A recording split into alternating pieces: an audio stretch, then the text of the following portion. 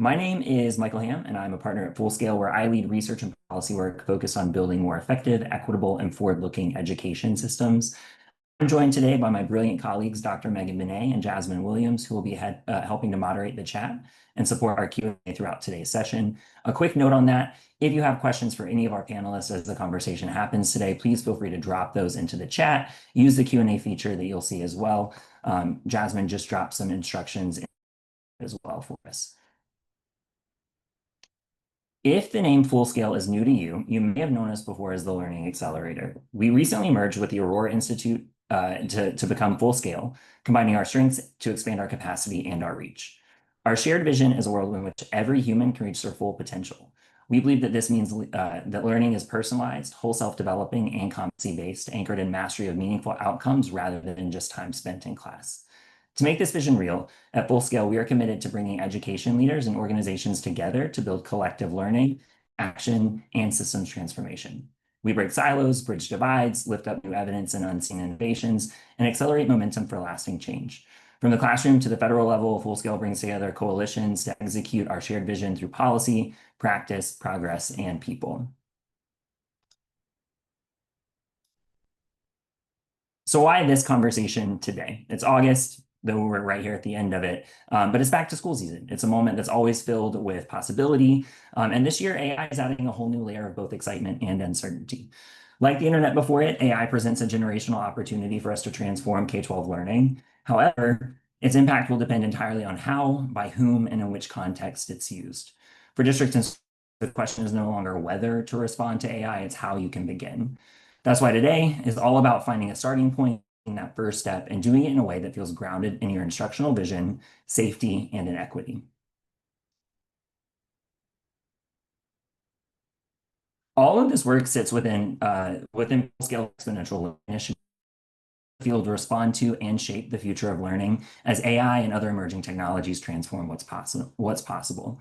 As part of this initiative, we've conducted research alongside schools, districts, national leaders, and national partners to understand how AI is being used, where the field needs support, and how we can build coherence across practice, policy, and research. One challenge that we hear over and over again is that leaders are facing platform pitches, resource lists, articles from every direction, often without any clear guidance on exactly where to start. That's why today's focus is on our new Starting Smart with AI quick guide for school and system leaders, a tool that we've designed to help cut through the noise and identify purposeful next steps grounded in instructional priorities, safety, and equity. You'll hear from leaders who are currently doing that, just that kind of work in their schools and their communities in just a moment. We're excited to be joined today by an incredible panel of leaders who are helping educators and school leaders figure out where and how to start with AI. Let's start by having each of you introduce yourself, share a little bit about your role, and give us a quick sense of what you're working on. And Tracy, why don't we start with you? Great, thanks, Michael. My name is Tracy Walker-Griffith. I'm so excited to be here with you all today. I'm the executive director of the Elliott Innovation School, which is in the north end of Boston, and it's a Boston public school. The kids call me Principal Tracy. And I think this year, as we launch into the new year, we are looking back on some of the work that we've already started with AI and our teachers. We were part of an AI collaborative. That's where I met Michael. Learning Accelerator, now Fullscale, leading educators, Play Lab, doing some really important work thinking about using AI as not replacing instruction, but deepening the work and accelerating student learning. Excited to be here. Thank you. Awesome. Thanks, Tracy. Malika, why don't we go with you next? Awesome. Thank you. I'm the Chief Innovation Officer at Throughline Learning.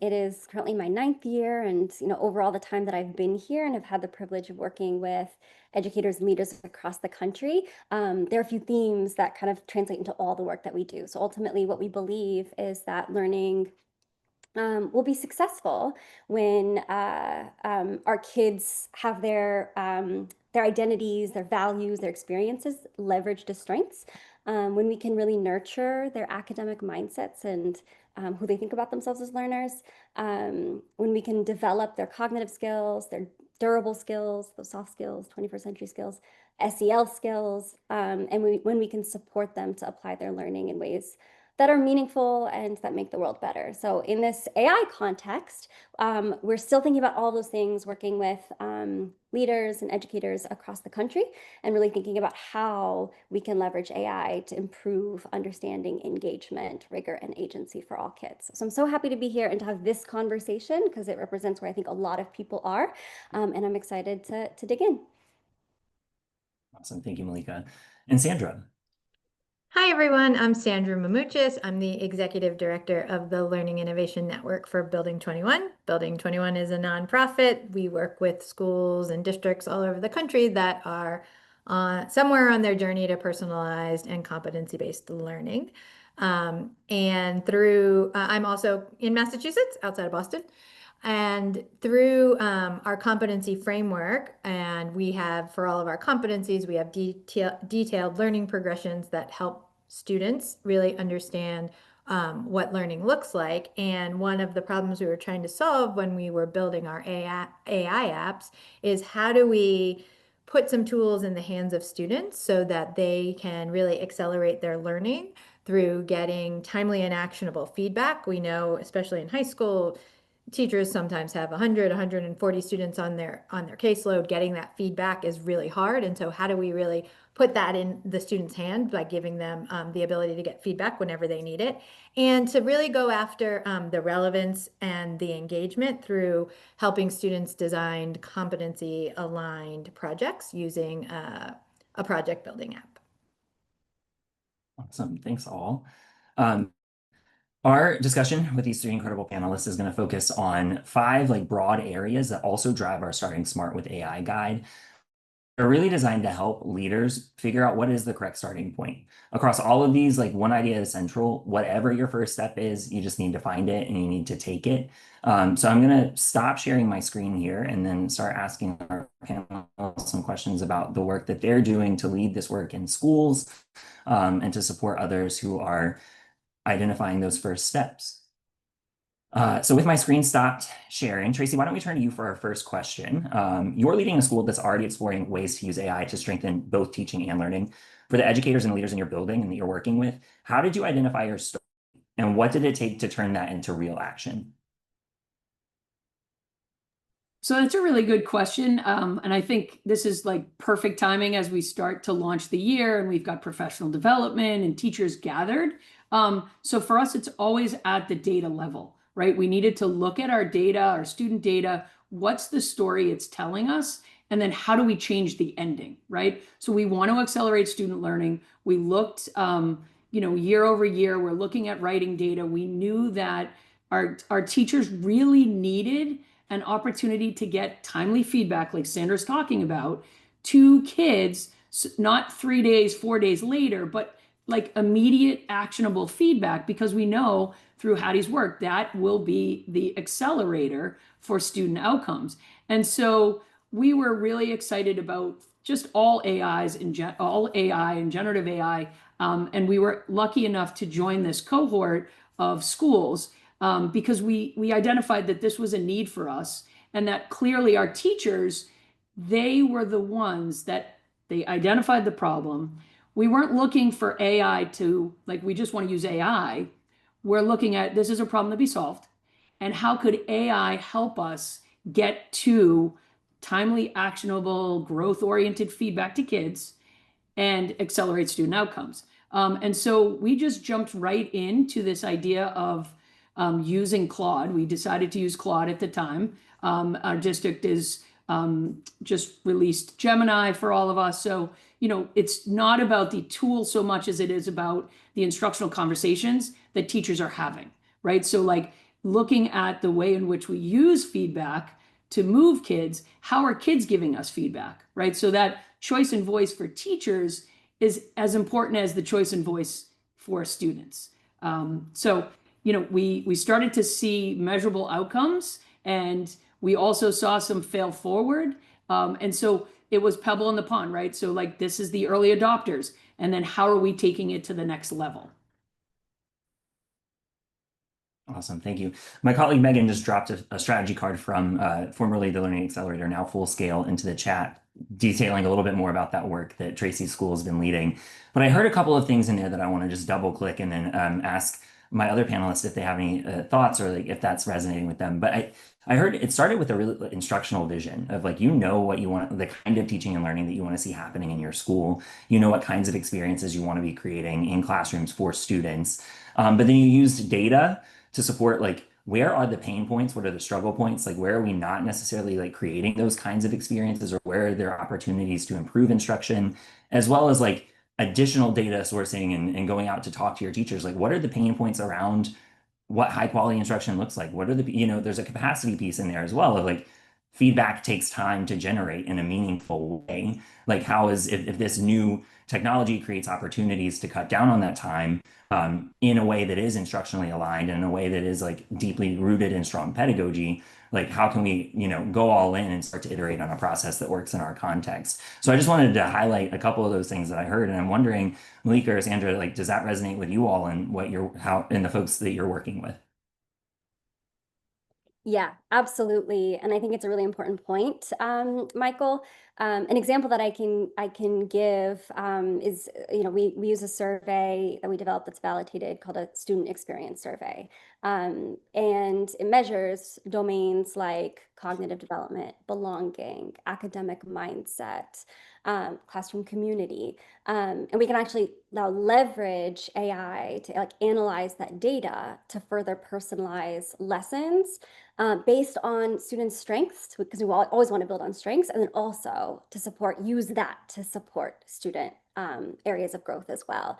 So I think the point is super important that we want to be able to use the data that's meaningful and relevant, that's useful and usable, and that allows us to actually do something with that data. It's actionable. And often we have all of this data, but it's about how do we like make meaning of it and then integrate it into our lessons, our unit plans in ways that students can reflect on that. Also helps them to see that we're using their data as well. So they understand how that shows up and makes learning more relevant, makes it more effective and stickier ultimately, because we know that when you connect what students already know, do, believe to new learning, it makes it stickier. So I think it's a super important point and one that we definitely think a lot about.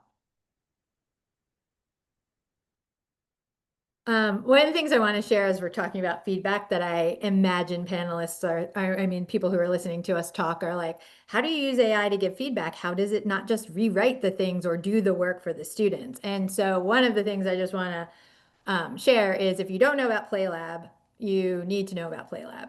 PlayLab is where we develop all of our apps. And what's cool about it is it's like an intermediary so that the students aren't interacting with Claude or ChatGPT directly. And so in our back end, like prompt engineering, which we spend a lot of time figuring out how to do, we prevented the app from doing the work for the students. We're really sensitive about AI not taking the cognitive load off the students.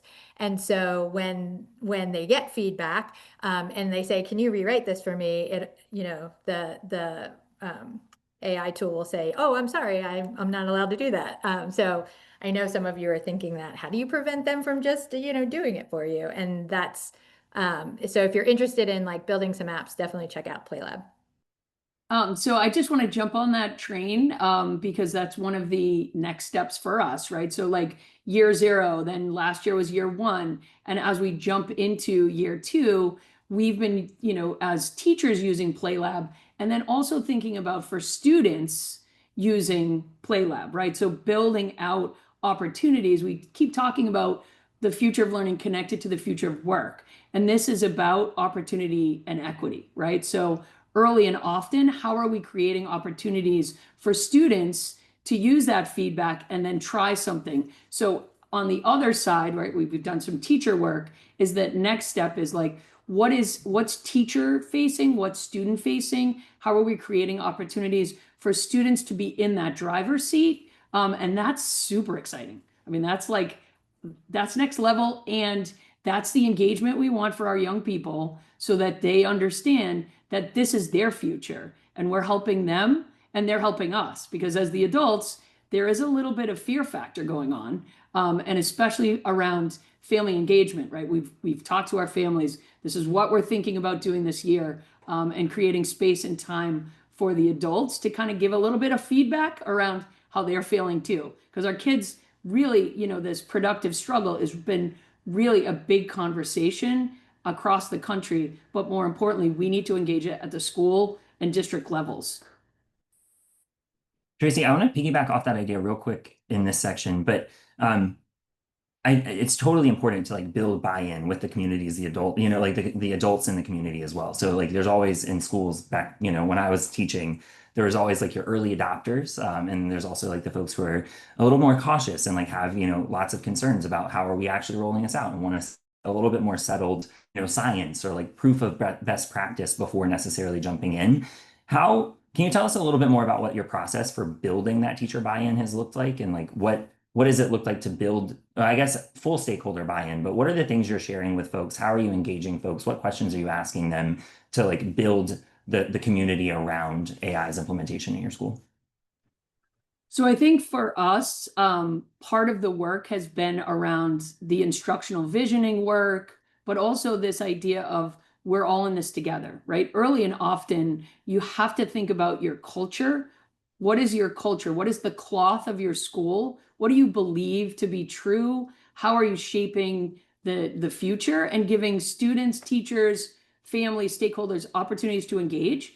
So early on, we ask teachers, like, what do you want to see? What are you thinking about? And in school year 23-24, we had a text Padlet, and I think it's on one of the strategy cards, and you can like there's lots of things we're thinking about as educators, and what interests us, and that's the pebble in the pond we're talking about, right? Giving those early adopters an opportunity not only to learn and share their learning, but lead the learning, right? So it's not, as Principal Tracy or our heads of school, it's we're all doing this together, and families are like, oh, I'm in this, or sharing that next practice, not best practice, but next practice, rather than staying true to like we only do this, and this is we do need guardrails and guidelines, but the process is as important as the outcomes that come from these learnings, and I always say good seeds grow in strong cultures.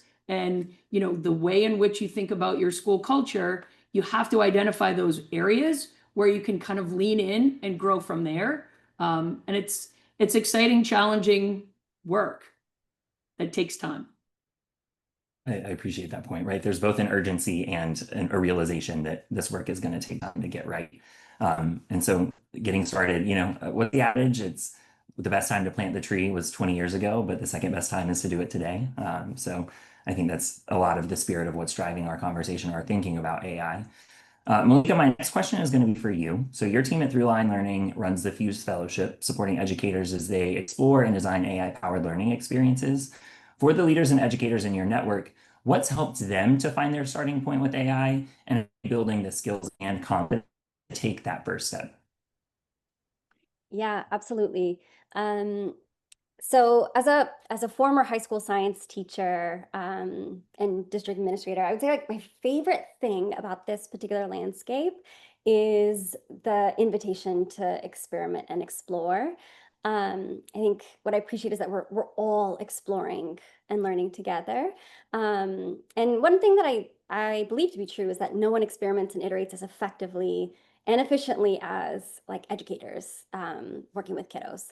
Because we have to, right? You've got a million problems to solve in your classrooms every day, and so you're just used to having to do that. And so now in my current role, in which I get to coach and support educators and leaders across the country, who are trying to find this starting point with AI, I would say a theme that translates to this work is that in order to experiment and learn with some clarity and direction, first we have to know like what we're solving for, in alignment with our priorities and our pedagogical beliefs. And so I think there's so much out there. And for a lot of folks, it can be really overwhelming. But if we know what we're solving for and why, we can kind of work together in cross-functional teams to experiment with some intention so that we can kind of learn as efficiently as possible and then build implementation pathways for our school communities. that don't make it feel like an extra thing.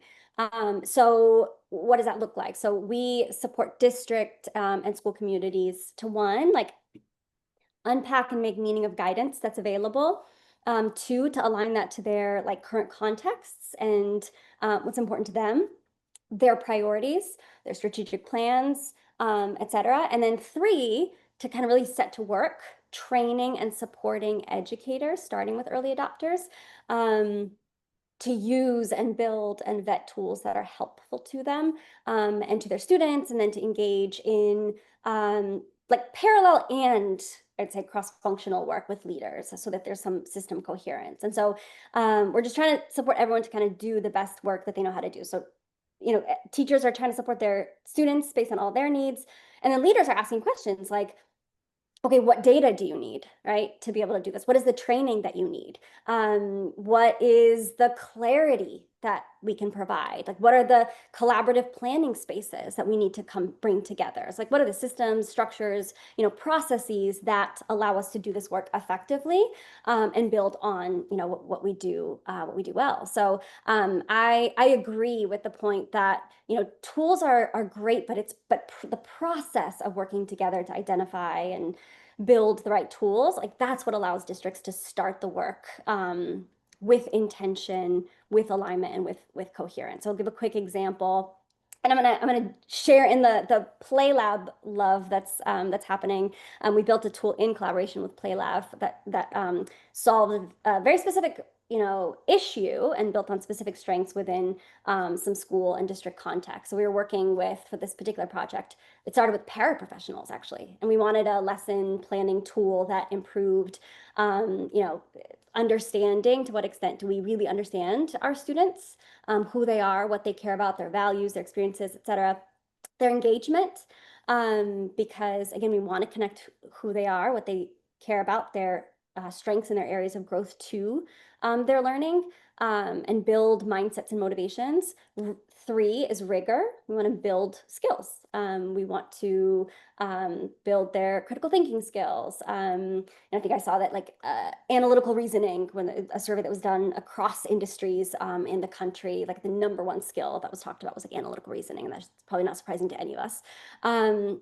So building those skills, SEL skills, durable skills, et cetera. And then agency. We want our kids to be self-directed learners and empowered leaders. So we want to focus on those 4 things. So, I mentioned the student experience survey, and we leveraged this tool to take that survey data and then connect it to the instructional priorities, the objectives, the standards. So this particular contest was around like tier 2 math and literacy interventions that paraprofessionals were doing. And they don't actually have real like significant planning time and the time to actually make meaning of all that data. And so we coached and supported them on like, you need to understand the pedagogy, right? But then once you know that, you can actually manage a tool to then do this well with feedback. So we're solving a specific challenge and then trying to solve it well. So that's just kind of one example. So just to kind of summarize, one, like know your priorities and what you're like already trying to solve for.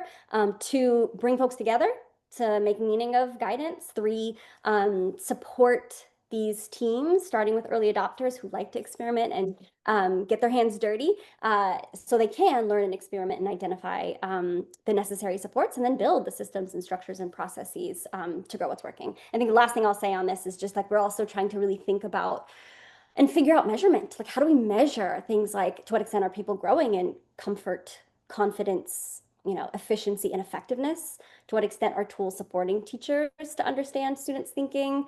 Because we know we need to be able to scaffold thinking. We need to measure thinking, make it visible. And then, to what extent is it supporting teachers to grow in their professional practices? So we're kind of thinking about all of those things. And the whole idea is our educators, they want to get really creative and they want to be able to just focus their time on doing their best work. And we just want to be able to support them to do that in ways that are helpful and aligned, where they can give feedback and try things and see what works and what doesn't in a way that's like safe and effective. Thanks, Malika. So much of it resonates so much with the work that I've been doing with schools like Tracy's over the last year. I think one specific thing that I'll like add to that is like the point about iteration and experimentation and how like there's both like a need for guardrails and safety and making sure that we are like maintaining student data privacy, like all of those things, like all of that is true.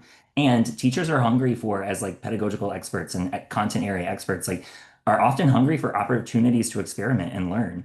But I'm also thinking about this at the school level, right? If I was a school leader today and I, have a thousand like fires to put out at any given time, right? And maybe I don't have data-driven planning time with as many folks as I would like already built into my day, or maybe I don't already have like a cross-department, team of leaders or instructional leaders within my school, like helping to create, this like universal or like school-wide vision for what instruction might look like in my school. Or maybe we don't, like maybe those systems and structures don't exist, but I think I just want to add to that lens of like experimentation and zoom out just a little bit, that it's okay to build the plane while flying it as well, right? Like AI is here and we have to take those first steps, and you can build PLCs around AI to like ask, how are we doing this? And you can start to build those muscles like that. You can start to expand beyond that to additional context or content, right? But I had heard Tracy mentioned like a year zero. And like when you really look at like the history of the Elliott School, there's like a year -15 all the way up to like where they're at now, right? And like that's real. And we want to honor that for schools who are on the leading edge. But like I think there's also a real reality for teachers and for schools that, maybe they're not there. And it's okay to build the plane while you're flying. So has anyone seen that in their work as well? Or like when they're partnering with schools, like how, like what do you say to schools? Or like what's the one piece of advice that you give to school leaders who are in that position to build while flying rather than necessarily already having the systems or structure and just adopt or adapt to address AI? So I can say from a school leader who talks to other school leaders, and sometimes I'm very passionate, as one could see, even through Zoom, because it's always in service of children. I would say that piloting, right, with a group of teachers that are really excited about this work is really important, as well as planning for the future, right? So, in a school, you have like a group of teachers or a content team that's really wanting to try some things. And that's really what happened for us, right? People were interested, and you have that group, but simultaneously, as a leader, you have to be thinking, I always say the 1-3-5, a year, 3 years, 5 years, 1 day, 3 days, 5 days. We live in that space as leaders because you don't know what will happen. And if you're communicating, you're being super transparent with your teachers, like, I'm learning alongside you. This is cool. And like, let's make sure it's triangulating. Where's the data for kids? How are you feeling? And that to me, right? Like we have some of the structures and systems around adult learning that made it was a quick turn. Whereas in other places, there's maybe one really strong team, go with that team, right? Or one strong elementary school that's really tech centered. And it's really about this intellectual curiosity and emotional resilience, both for the kids and for the adults.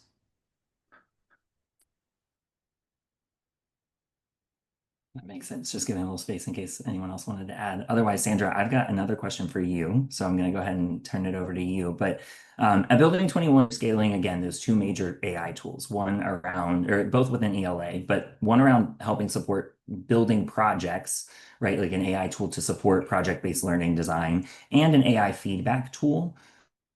For the districts and schools that you're partnering with to launch these tools and to scale them, how are leaders identifying the right starting points with like using them between the two?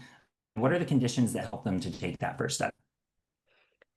Great question. I think the first question I always ask anybody in anything that I do is, what is the problem you're trying to solve? And in this case, how is AI going to help you solve that problem? There are so many technology tools to choose from right now, and teachers are using some on their own, districts are adopting them, and there is such a thing as too much technology. And we know our young people spend a lot of time in front of screens. And the last thing we want school to become is just more and more time sitting in front of screens. And so how are we being really strategic in figuring out what are the problems we're trying to solve, and then how we can strategically use AI to solve those problems? And that's how we approach this. We really want to accelerate learning. We know in order to accelerate learning, students need feedback all the time, right? In a competency-based model, timely and actionable feedback is one of the core tenets. But we also know the adults have a lot going on and they're, teaching and managing and doing all of these things. And so that was a very specific problem AI could solve.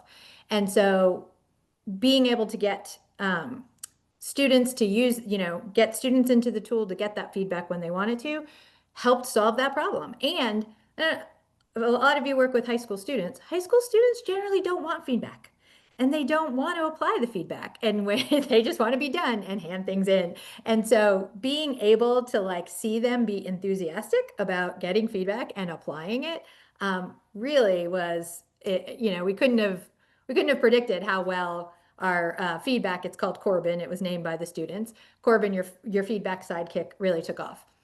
Another problem we were trying to solve was we want students really engaged in their learning, and we want learning to be relevant for them, but it's difficult for our educators to design projects around all the students' interests and to really be able to do that. And so we were like, hey, another great use for AI, hence Parker, your project design sidekick. And students can pick the competencies that they need to do, align to the content topic or the essential question that they're studying, and Parker can help design a project for them that they are engaged in and wanting to work on. And one of the things, to answer the second part of your question, the conditions for success, one of the things we realized, very quickly as we rolled out AI apps for students is there's a lot of feelings about AI. There's a lot of feelings that the adults have about students using AI, all the way from this is cheating, I'm going back to having students work, on paper and a pencil, and no access to computers, all the way to like, yes, let's use AI for everything and everything in between. And so part of what we were grappling with, and I think is really important for you all as you're thinking about using AI tools with students, is to really work on the mindsets of the adults who are allowing, right? Because the adults have to allow students to use these apps and give them access to these apps. And so we also need adults invested in the problems. And so we had a really high uptake with Corbin because adults, the teachers were like, yes, I can't give feedback. This is solving a problem for me. And once we, really worked on it so it wasn't actually doing the work for students, that, our educators really were invested in like wanting students to use that because it was not only helping the students, it was also helping them. We had less uptake with Parker, our project design sidekick. And what we realized was a lot of the adults really still wanted to control the learning environment and weren't really ready to give up some of that agency to the students to be able to go forth and design on their own. So we had a huge, like everybody was excited about Corbin and using Corbin, not as much excitement about Parker and not as much access to Parker. And so it really brought up for us, one, we have to do this work with the adults. We have to get the adults doing it and feeling really comfortable with the AI so that they're more comfortable allowing the students to do it. And so now we're building a suite of tools for the adults to use and making sure that all of our professional learning gets the adults really immersed before we ask them to start using it with the students. And to really work on those mindsets, right? You think of the calculator, think of spell check, think of all the innovations that came before and how people were like, no, kids are never going to learn how to spell, or, they're not going to be able to do math, but like, who doesn't use spell check, right? And now you're like, if you get something and they're spelling wrong, you're like, why didn't you use spell check? So, we're in that phase where people are still grappling with like, how do we do this and what's allowed and what's right and how much is too much. And so I think really talking about that and having those conversations and really getting the adults comfortable with the reason, the purpose, the problem you're trying to solve with AI, and then the tools that you're asking them to use and the students to use. Again, just want to double click, Sandra, incredible point. I think what's really resonating across all of this is like, start with your instructional vision. Like, what are you working toward? What experiences do you want to have be true for students every day in the classrooms, in your school, in your district, right? Like, what are those experiences? Is it that it's a traditional model? Is it that it's competency based or something like really innovative? Like, whatever your model is, what's the vision? And we know that like, something like a feedback tool, which is going to drive quality regardless of model, like that might take off slightly different or a little quicker than one of those more transformational project-based learning tools because students do need more agency and teachers have to let go and cede some of that control. But I just want to situate this all within as full scale. Often, like what we're thinking about is how do we bridge from like the urgent challenges of what are the big pain points that people are feeling today related to policy, related to data and measurement, related to instructional practice, right?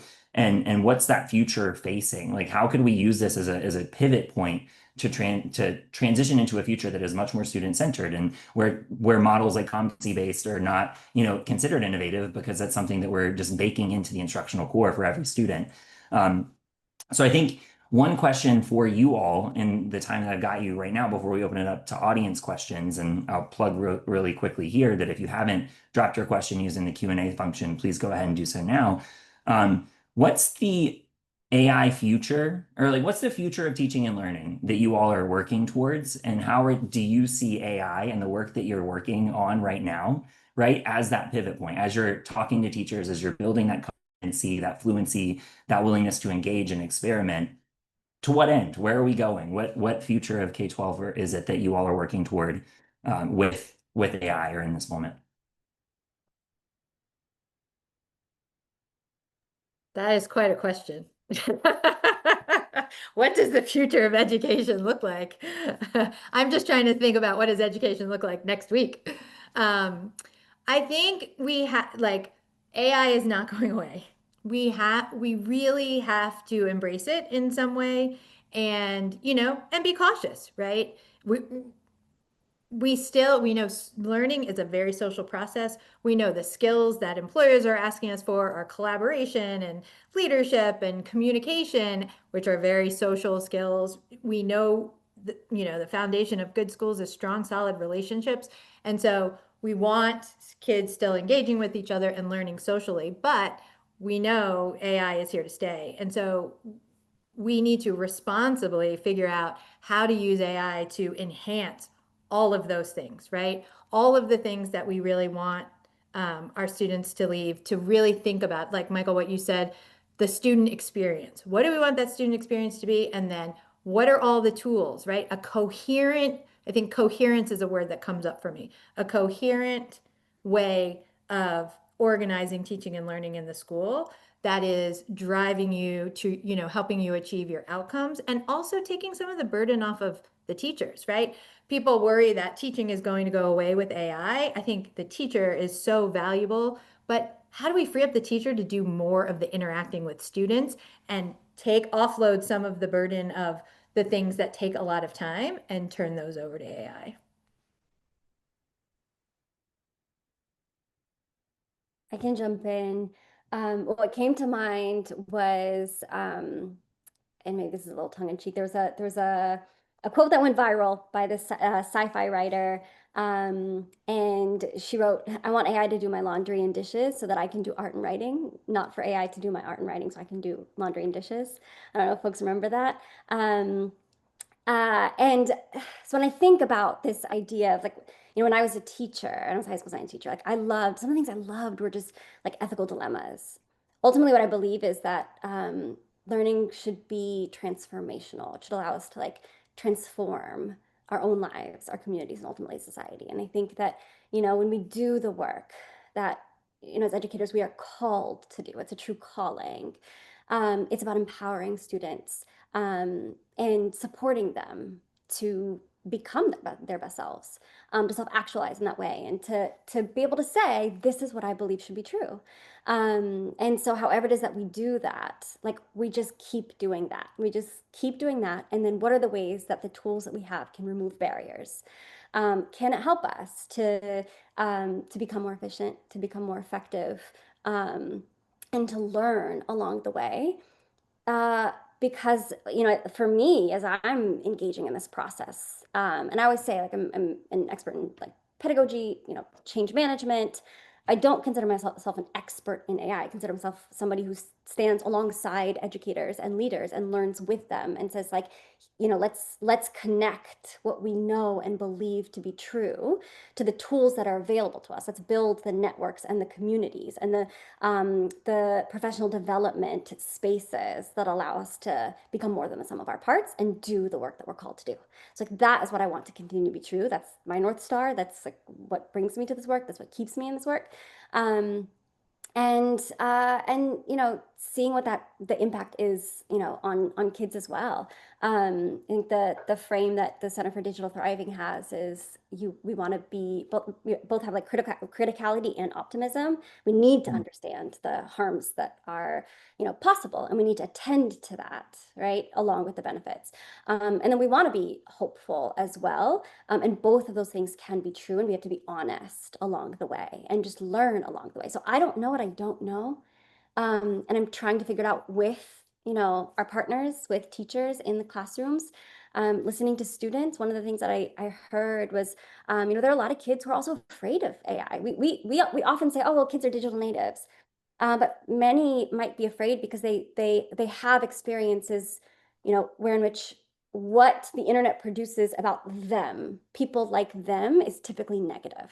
And so they're afraid of bias. They're afraid of the hallucinations that we know are real. Because it has real impacts on their lives. And we don't want to discount all of these things that are real. For me, it's about learning together, figuring it out along the way and trying to like unearth some gems while we're trying to troubleshoot around and mitigate any challenges that will come up and continue to, and just keep our eyes wide open as we're learning together so that educators can, do the transformative work of supporting kids to be who they're meant to be and make our world better.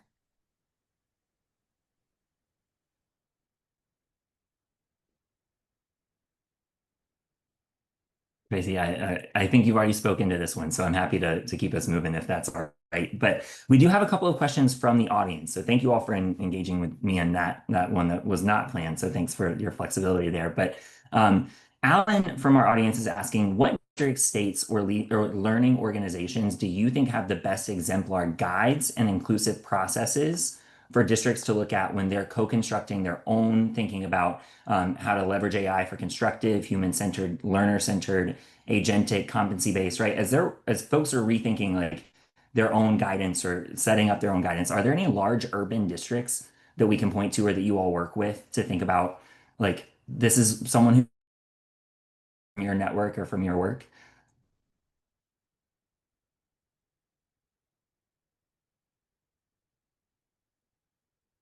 Give some thinking time. If not, I'm happy to plug our friends over at Desert Sands Unified School District. They've been doing a lot of really good work with Dr. Saba Kidwai on their processes, documenting it all along the way, how they're co-constructing what their processes look like in terms of engaging stakeholders and developing their vision for AI.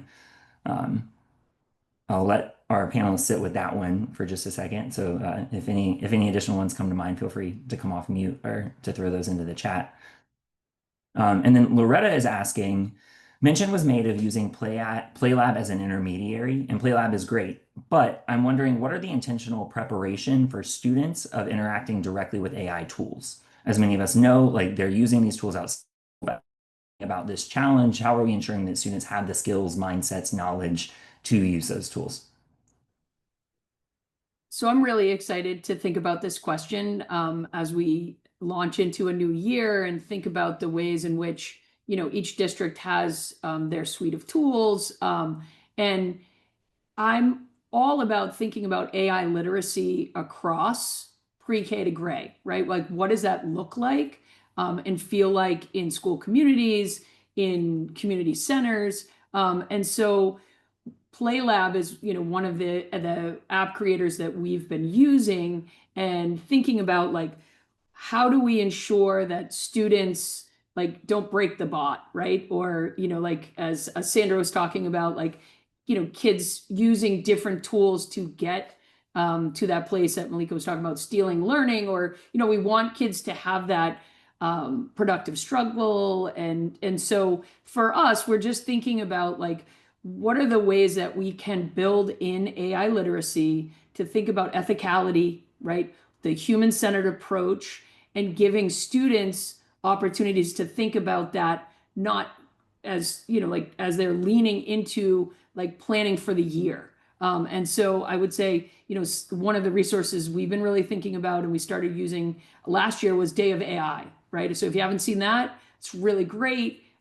It's thinking of like families, teachers, students, lots of short units, even from youngest as kindergarten, like thinking about what is machine learning, what is AI, and those are those opportunities that across school communities and districts continuing to have these conversations around AI implementation, AI usage, and then feedback. It keeps coming up. Feedback is that lever that for all constituents that they need to engage in. Like even our AI hub that just went live in Boston, right? There's a something. It's not. It should never be fully cooked. We always say when you think you're done, you've only just begun, right? That is something that's really important to note in this journey, right? Giving opportunity for us to all continue to iterate and get better.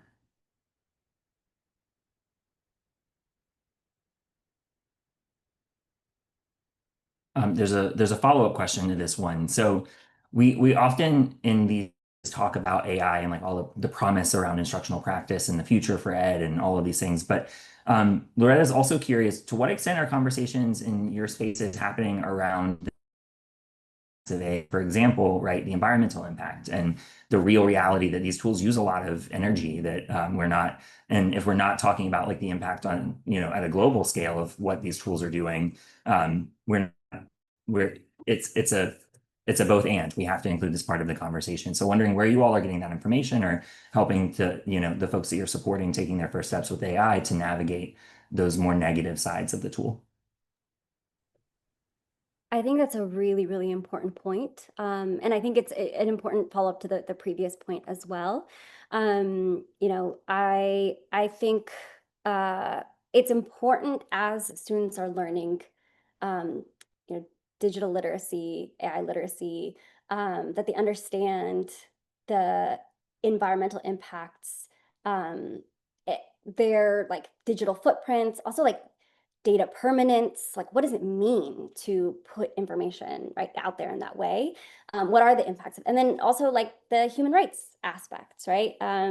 There's a lot of information that's coming out about like the data centers, about who is doing the coding, what they get paid to do that. So there are human rights issues, there's environmental issues, there's privacy and security issues, there's issues with bias. What it's building is, again, coming to that aspect of like there's criticality and there's the optimism, is like it's about awareness, building awareness. And then building a sense of, I would say, like, critical consciousness. Like, what do you do with that? You want to be able to reflect critically. You want to feel motivated to do something about it and understand the levers of change that are available to us, right? Us collectively, our kiddos, us as educators and leaders and people in the space who care about education and who are engaging in, this like in landscape around AI and education. And then lastly, like critical action, like, okay, what do we do with the information that we have? How do we operate in a way that's responsible with knowledge and with responsibility? And I think the more that we like engage students around that, I mentioned before, as a high school science teacher, I loved ethical dilemmas because that's always going to be true. We would talk about scientific discoveries, and then I would tell them what had to happen for some of those scientific discoveries, and then we would debate it. We would talk about it. And I would say, I don't have the answer. I have my, personal beliefs, but you tell me. Like, you tell me, and I want you to feel empowered to do that. And so when we think about the critical thinking skills that we want to develop in our students, the cognitive skills, things like effective reasoning, I want you to be able to make a claim, support it with evidence, and then talk about it, do something, right? So these are the skills that we should be building in every aspect of what we do, because everything that we do with kids like has an impact and is connected to, this larger global context. And so as we want our kids to, think globally, act locally, and then feel agentic in how they operate, I think it's an opportunity to get engaged in those discussions. And it's something I'm trying to learn about myself, as I'm in this, asking these same questions, because I think these are such important questions. I'm so glad they were raised. And so we're all trying to figure it out together. And I'm learning alongside you all, and also alongside, students who are saying like, well, this is what we believe should be true, or here's what I'm afraid of. Okay, great, let's talk about it, because that's important. So I think these are really, really important questions, and I appreciate them being raised. Sandra, my last question is for you. Kelly in the chat is asking, how are teachers using these tools calibrating with Corbin to ensure that feedback is giving high quality, values aligned, instructionally sound feedback? Like, are there any expectations that you have for adults to like check the work of this tool? And like, what does that look like? Yes. So we piloted these tools last year, and one of the things that we were really intentional about was making sure. So none of like one of the things we haven't like built Corbin to do is actually give students ratings on our competencies, so that the final sort of arbiter of that is the educator. But it was really interesting. Like we were making sure the students were like who were using it were like letting the teachers, the teachers knew that they were using it, but really keeping track of those drafts so that they could see the changes when they were able to go back, and when the students finally submitted that work for to be rated. It was really interesting to see who applied it and who didn't, right? And some of the teachers actually had them as part of what they had to submit the feedback from Corbin that they got, so they could see how they applied it, right? And I think that is really interesting, is as part of the task, right? The expectation, one, is that you're going to get feedback from Corbin. Two, you're going to copy and paste that feedback in there, and then you're going to reflect on how you applied that feedback. Makes it even more meaningful.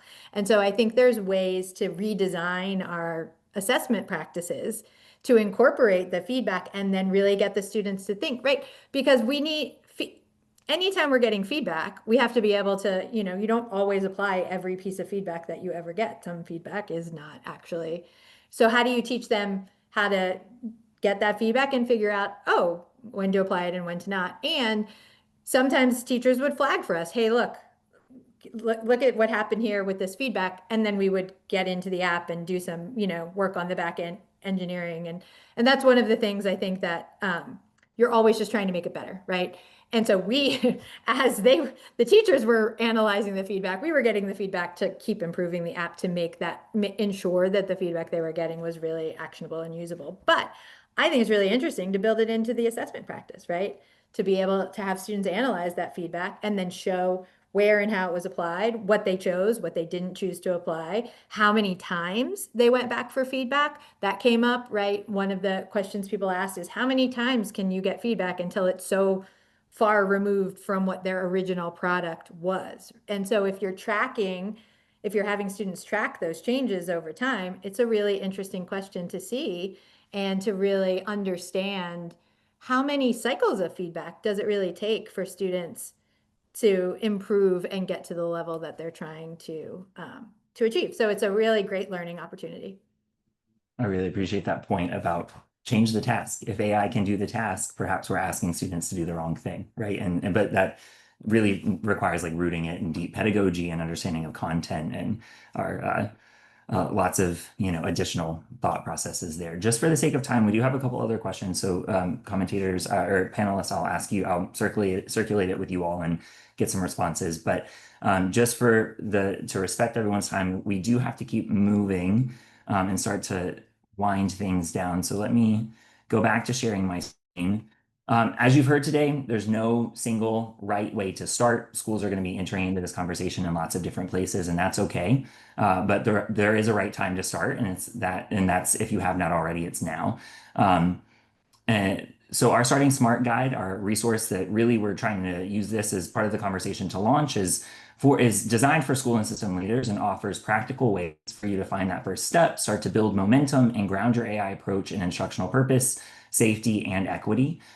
I'll mention that it's designed along the experiences or around the experiences that our partners on the call today have shared, folks through our networks, folks through the School Teams AI Collaborative. These are not things that we're saying from on high that need to happen. These are things that folks told us they had to go and do. These are the questions that they had to grapple with. So we really are proud of these resources and think that they offer a strong starting point. You can find the guide and the rest of our AI resource suite at the link that has been dropped in the chat.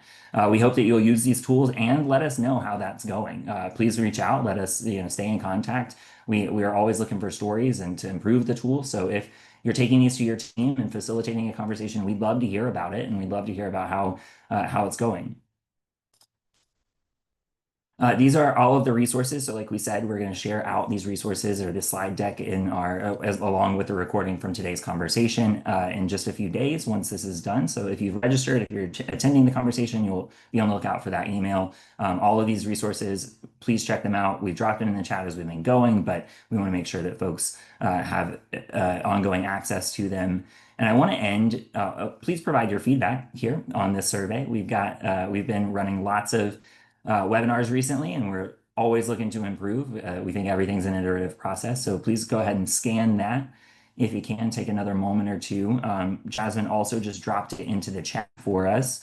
So I do, in the last few moments here, want to take a moment to say thank you to Tracy, Malik, and Sandra for sharing your work, your insights, and all of you, and for all of you, the audience, for joining us today.